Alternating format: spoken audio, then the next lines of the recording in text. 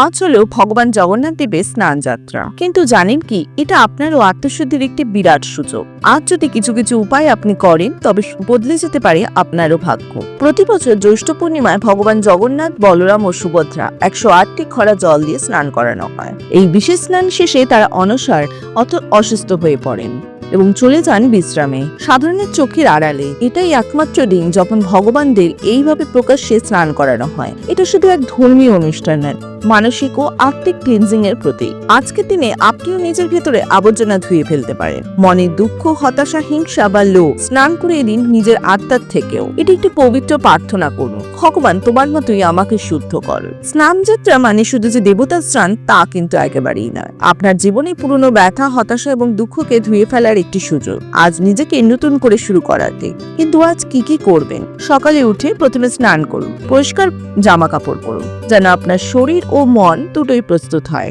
একটি ঘিয়ের প্রদীপ বা ধূপ জ্বালিয়ে রাখুন সামনে, পরিবেশটা যেন শুদ্ধ হয়। ভগবান জগন্নাথের সামনে বসুন বা তার ছবি মোবাইলে খুলে রাখুন। একটি কাগজে আপনার মনের ইচ্ছেগুলো লিখুন, চোখ বন্ধ করে তারপর কল্পনা করুন 5 থেকে 10 মিনিট নিজের ইচ্ছেগুলো যা আপনি লিখেছেন তা যেন আপনি পেয়ে গেছেন, এবং অনুভব করুন সেই আনন্দ, সেই শান্তি, এবং শেষেই কৃতজ্ঞতা জ্ঞাপন করুন। ধন্যবাদ জগন্নাথ দেব, তুমি সব শুনছো এবং আমার পক্ষে কাজ করছো, এই বিশ্বাস রাখুন সবসময় মনে। এবং তার সাথে একটি মন্ত্র পাঠ করুন, ওম জগন্নাথায় নমঃ।